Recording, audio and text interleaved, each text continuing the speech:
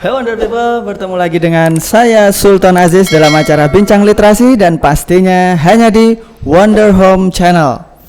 Oke teman-teman, Sobat Wonder People dimanapun kalian berada, podcast kita kali ini akan membahas soal literasi kesehatan. Wow, kayaknya literasi kesehatan ini seru sekali ya. Dan telah hadir bersama kita salah seorang mahasiswa fisioterapi dari Akademi Yayasan Angga Binangun. Akademi Fisioterapi Akademi Fisioterapi Yayasan Angga Binangun. Ya. Yaitu Bang Dimas Pratama Putra Anggoro. Ya. Langsung saja kita sapa beliau. Halo Bang Dimas. Gimana kabarnya Bang Dimas ini? Alhamdulillah baik. Alhamdulillah. Yes. Pokoknya di masa-masa pandemi ini harus tetap berusaha untuk sehat walafiat ya Bang Dimas ya. Ya, alhamdulillah. Oke. Ya Bang Dimas, ini kita akan ngobrol-ngobrol seputar fisioterapi sebagaimana yang Anda geluti dalam dunia perkuliahan.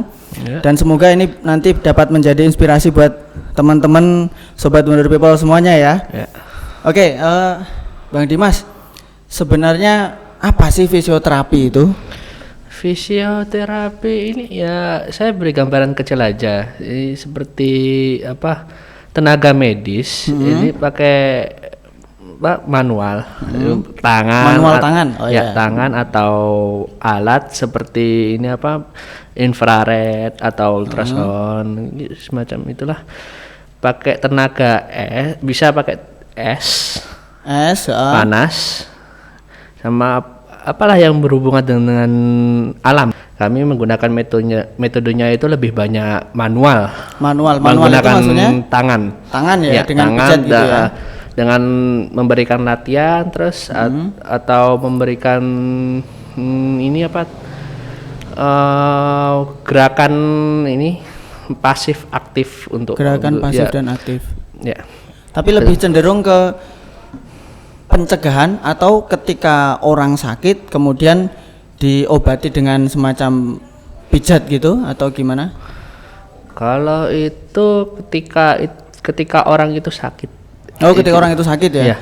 Atau ya pegangannya itu orang sakit. Kita temui sakit itu kita langsung ini cek dulu apa kasusnya. Gitu ya?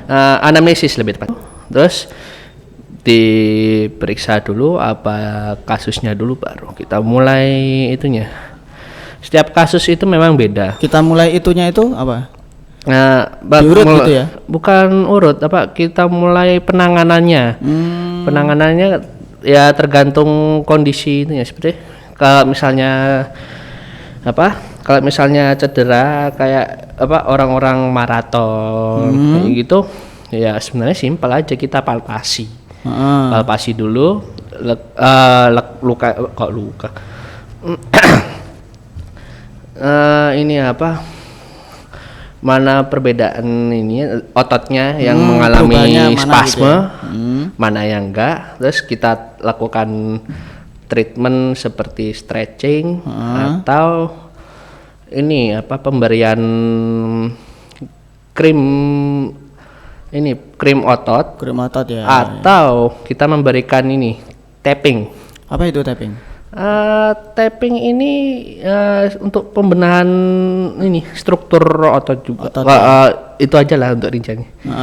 Paling ini di antara kasus-kasus yang paling besar yang masih bisa ditangani dengan fisioterapi itu apa kira-kira? Misalkan patah tulang gitu, itu bisa nggak?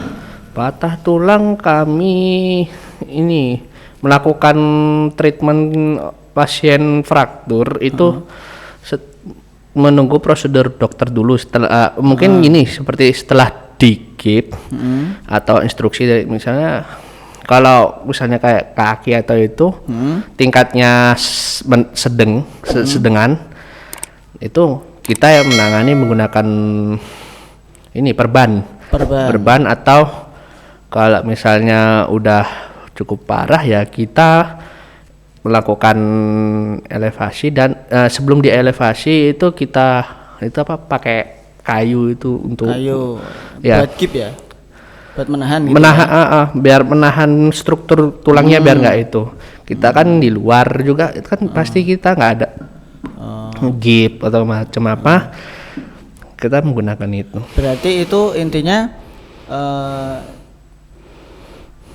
fisioterapi ini dia dalam proses pengobatannya itu lebih untuk ketika sudah terjadi kemudian diobati gitu ya. Jadi untuk mengembalikan Fungsi. Iya. Fungsi otot tulang gitu ya. Iya. Saraf bisa, tapi saraf kami juga ini menunggu prosedur dokter juga sama. Oh iya, betul itu yang selalu. penting ya.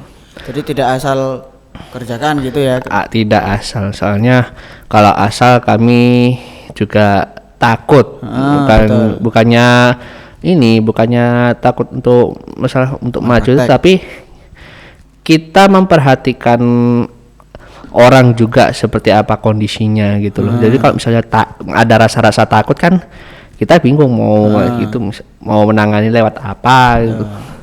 Oh ya, sobat Wonder People, Mas Dimas ini mahasiswa sekarang semester 5 ya Mas Dimas? Iya, 5. Bang Dimas ini selain mahasiswa aktif, beliau juga pegiat aktivis dunia fisioterapi juga, dan beliau ini sering praktek untuk mengaplikasikan apa yang telah dipelajari di kampus. Nah, ini sudah mulai berapa tahun ini Bang Dimas untuk mulai mencoba untuk mempraktekkan apa yang didapatkan di kuliah itu? Kalau mempraktekkan itu sih baru sekali sih kalau di lapangan. Sekali atau 2 kali itu saya lupa, tapi yang paling besar itu sekali itu di tahun lalu itu Borobudur Marathon. Borobudur Marathon itu ya sekali itu. Terus untuk yang lain itu sih ini pernah ditunjuk di puskesmas. Tapi saya kan cuma sekali karena pandemi ini. Jadi ya pas itu terpaksa kami nggak melakukannya karena prosedur. Kalau dalam sehari-hari mungkin ada tetangga atau rekan atau mungkin keluarga yang ada keluhan, saya kesleo, otot saya, kaki saya terkilir misalkan, itu kan juga termasuk praktek juga ya, dan bisa relatif terobati ya itu ya? Ya bisa termasuk itu kan menangani orang itu. Sering sih kalau kejadian kayak gitu. Lebih sering itu teman saya kebanyakan kan. Terus pernah sekali itu orang sepuh, agak kasar ini, orang sepuh ini kasusnya ini LBP lumbal. Apa itu? Low back pain di daerah ini lumbal. Punggung. Oh iya. Kemudian penanganannya bagaimana itu? Ya penanganannya cukup berat. Bukan rumit. Berat sih sebenarnya. Ya karena orang sepuh juga sih kan. Harus lebih hati-hati ya. Iya gitu. Ekstra waspada pokoknya, salah sedikit wah bahaya itu. Kami cuma bisa beri latihan sama ini aja. Iya. Treatment apa gitu ya? Iya. Olahraga. Oke, bicara soal ini ya, minat dan bakat ya. Mungkin ini bakatnya Bang Dimas ya. Dulu ketika memilih fisioterapi itu, apa kira-kira yang menjadi inspirasi Bang Dimas waktu itu? Kalau itu hal terkecil yang saya pegang sampai tua itu, saya memilih fisioterapi ini karena amanah bapak saya. Oh gitu. Tapi sisi besarnya saya tertarik dengan kesehatan juga kan.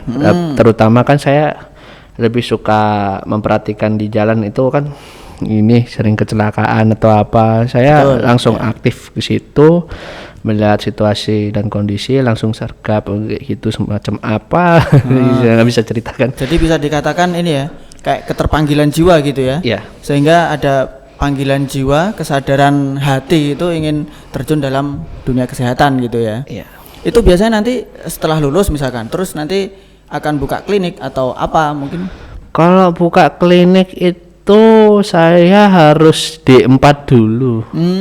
Tapi kalau saya kan lulusnya kan D3 itu kan 6 tahun itu kok 6 tahun 6 semester itu kami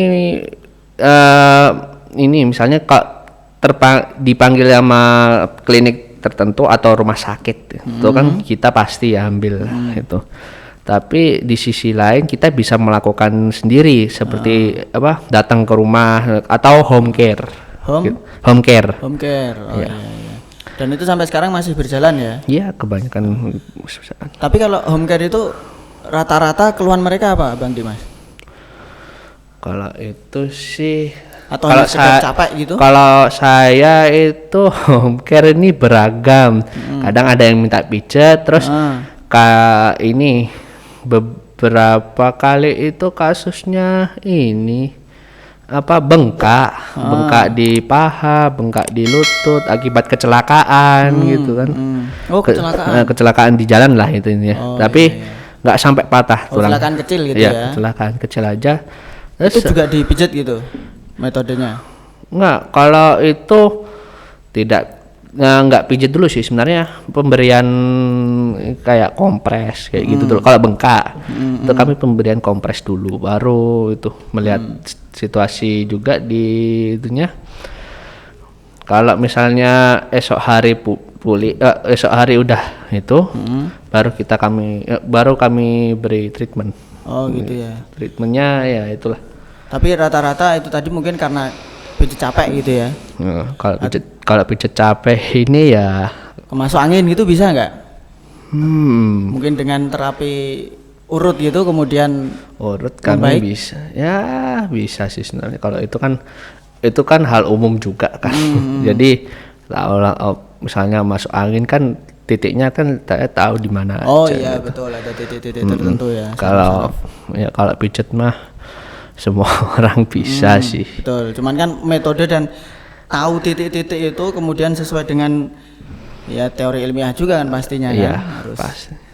Wah ini Sobat Wonder People bicara soal pijat ini, wah sepertinya jadi pengen pijat juga ini. Tapi kayaknya kita untuk semacam praktek untuk pembekalan teman-teman di rumah nih. Ini kayaknya terbatas ya, ini nggak bisa ya. Kalau ini bicara soal karakter dari fisioterapi ini yang di Indonesia itu, ini kan tadi menurut pengalaman Bang Dimas sebagai pegiat fisioterapi ya. Kalau teman-teman atau mungkin ahli fisioterapi itu namanya apa ya? Fisioterapis gitu ya? Iya, fisioterapis. Nah itu mereka paling tinggi itu menangani kasus apa sehingga barangkali di dunia pengobatan konvensional di dokter di rumah sakit itu nggak bisa, tapi di terapi dengan fisioterapi ini justru bisa. Itu apa kira-kira? Ini saya baru tahu, ini cuman kasus anak aja cerebral. Terus kalau kasus orang-orang dewasa atau lansia itu stroke. Ya, stroke. Ada yang pernah sembuh dengan fisioterapi gitu ya? Enggak sembuh, tapi cuman mengurangi rasa itu aja. Oh, gitu ya. Kita melakukannya bukan langsung sehat langsung, tapi kita melakukan penyembuhan secara perlahan dengan teknik tertentu. Oh, gitu ya. Pokoknya yang jelas ya kesembuhan milik Allah, tapi kan dengan fisioterapi ini barangkali bisa menembus batas apa yang tidak bisa dilakukan oleh dokter konvensional, justru dengan fisioterapi ini malah manjur. Itu kan menjadi solusi, itu luar biasa. Benar. Bahkan ini banyak rumah sakit yang membutuhkan fisioterapi. Makanya kan fisioterapi ini memang paling dibutuhkan sekarang di gitu ya?